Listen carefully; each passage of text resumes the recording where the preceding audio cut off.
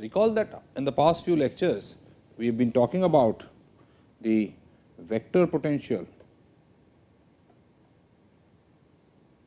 for a magnetic field, which I denote by A r, such that curl of A is B. In particular, in the previous lecture, what we found is that A can be expressed as mu 0 over 4 pi integration over the volume, the current density J at r prime over r minus r prime over the volume. And we solved a couple of examples for different current distributions giving rise to A. In this lecture, I want to take one particular example that is similar to the example of a charged sphere or charged shell, similar to a charged shell, and I will take this vertical axis to be the z axis, with sigma, the surface charge density sigma theta, being equal to sigma naught cosine of theta. Recall that this gave us the electric field inside the shell as minus sigma 0 over 3 epsilon 0, a constant electric field, and outside it was like a dipolar field with a dipole moment P, whatever that comes out to be. Now, a similar situation occurs in magnetic field. If I take a sphere, so for a magnetic field,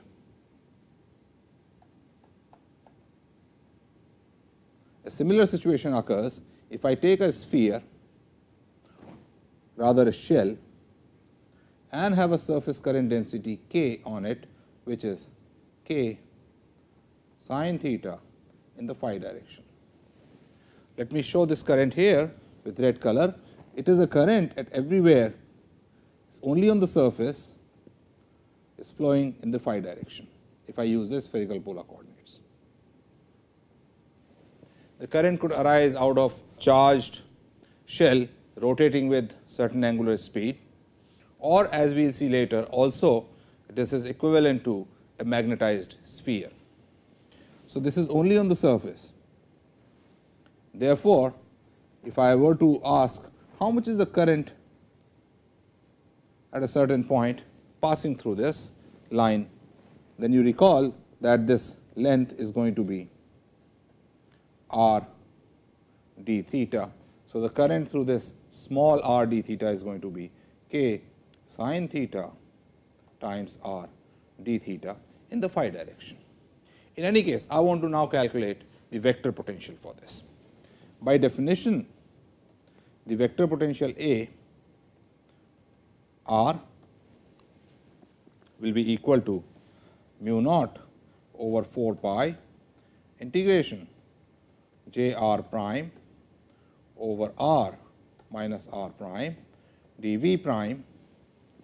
I could write j for this as j, since this is confined to the surface, will be k sin theta delta of r minus r, where r is the radius of the sphere, as you have already seen, in phi direction. And therefore, I will quickly change this integral to a surface integral and write this as A r equals mu naught over 4 pi integral k sin theta in phi direction, it should be sin theta prime in phi prime direction, divided by r minus vector r d s prime, where vector r denotes the vector on the surface. Right? Vector r denotes the vector on the surface. R is the point where I am calculating the vector potential, and k sin theta prime gives me the magnitude of the surface current, and phi prime is the phi unit vector prime is the direction of it, and we wish to calculate this. If I expand this, I am going to get A r equals mu naught over 4 pi, k comes out, inside I am left with sine of theta prime, phi prime I can write as minus sine phi prime in x direction plus cosine of phi prime in y direction divided by r minus vector r d s prime, where d s prime is now, let me show it again over this sphere. D s prime is the surface area over the sphere. This vector is r, and I am calculating the vector potential at some vector r. So, this becomes equal to mu naught k over 4 pi integration sin theta prime sin phi prime over r minus r d s prime in minus x direction plus mu naught k over 4 pi integration sin theta prime cosine phi prime over r minus r d s prime in y direction. Keep in mind that this vector capital R that I have written, right, vector R is nothing but R is fixed sin theta prime cosine phi prime in x direction plus R sin theta prime sin phi prime in y direction plus R cosine theta prime in z direction. Why I am writing this is because I want to emphasize that this R out here includes these theta prime and phi prime, the integration variables. Let us also write d s prime. What is d s prime? D s prime is r square sin theta prime d theta prime d phi prime. So, this because this is the integration over the spherical surface. All right. Now, you must be wondering how to calculate this integral. So, let me write this again and give you the answer first, because right now I want to focus on the vector potential, and in the next lecture I will tell you how to calculate these potentials using analogy with the electrostatics. So, right now what I have is I have A r equals mu naught k over 4 pi integration sin theta prime sin phi prime over r minus r, where this r capital R vector includes d s prime minus x.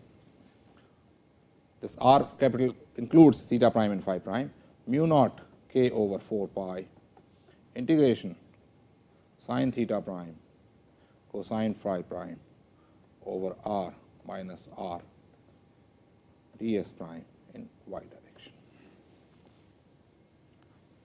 Let me quickly tell you what these integrals will be, and I will explain them in the next lecture.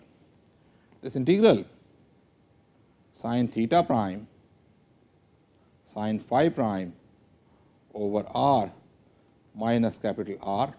Let me write to show explicitly that this capital R is a function of theta prime and phi prime. D s prime is equal to 4 pi by 3 r cubed over r square sin theta sin phi for r greater than r or greater than equal to r, where theta and phi correspond to r vector, and this is equal to 4 pi by 3 r sin theta sin phi for r less than r. You can see for small r equal to r, both of them match. Similarly, if I look at integration of sin theta prime cosine phi prime over r minus r, again I want to emphasize that capital R is a function of theta prime and phi prime, is equal to 4 pi by 3 r cubed over r square sin theta cosine of phi for r greater than or equal to r, and is equal to 4 pi by 3 r sin theta cosine of phi for r less than or equal to r. So, we have gotten these integrals for both sin theta prime sin phi prime and sin theta prime cosine phi prime, and therefore, my answer for A r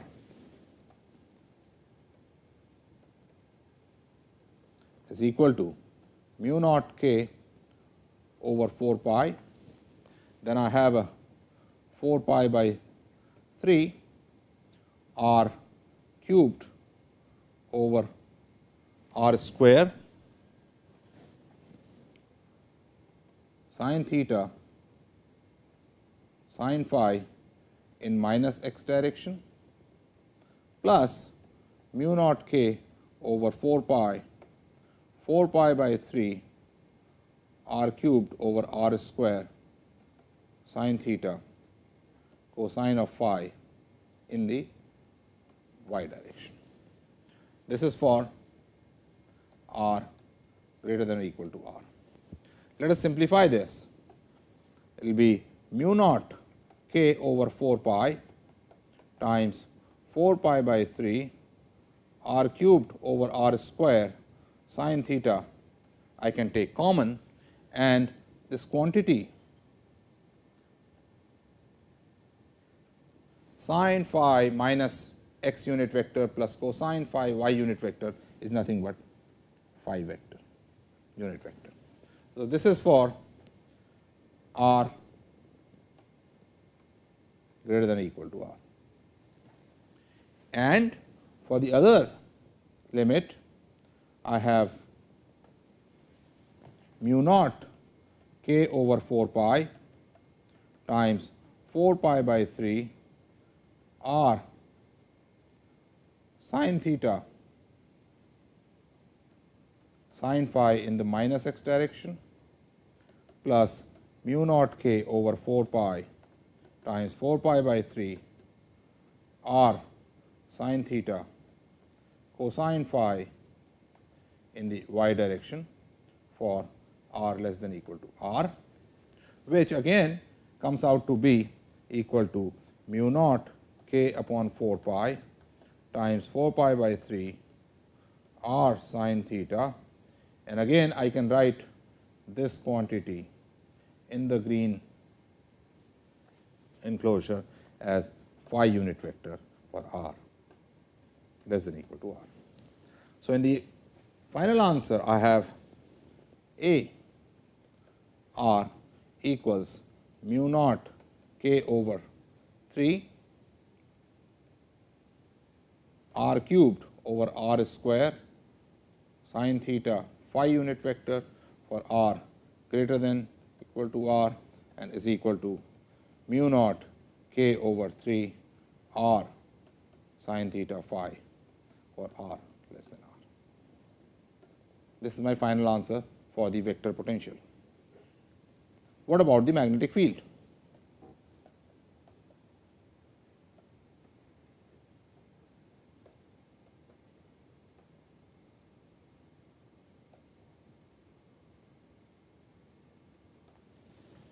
The magnetic field B r is given as curl of A r. Notice that curl, and notice that A r has only phi component, and we are writing this whole thing in spherical polar coordinates. So, use the standard curl formula for calculating curl in spherical coordinates,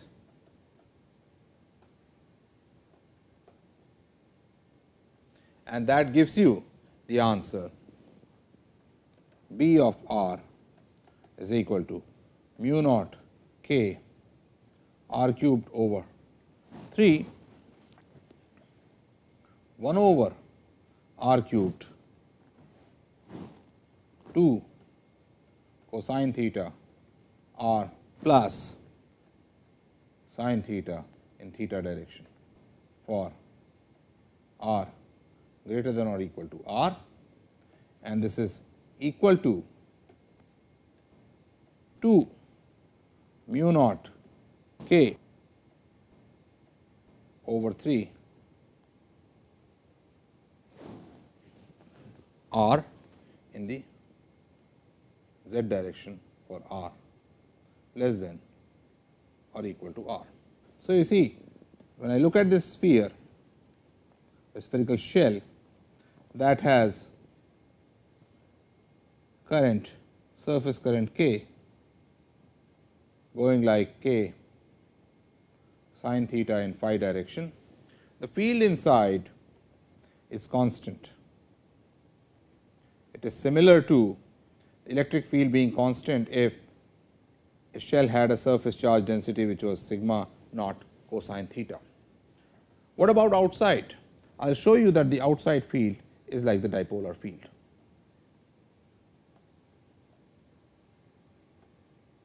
Like this. So, this is the kind of problem that we solved in electric field, and this is similar problem in the magnetic field, except that now it has a surface current density with sin theta dependence.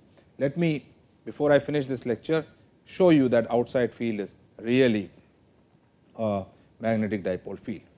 For that, let us write this B again.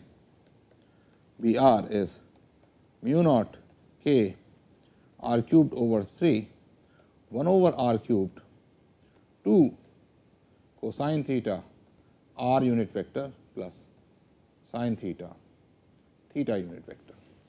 Recall that magnetic field due to a magnetic moment m is equal to mu naught over 4 pi 3 m dot r unit vector minus m itself divided by r cubed. Let us take m in the z direction with magnitude m z, then I have B r, we use a different color, is equal to mu naught over 4 pi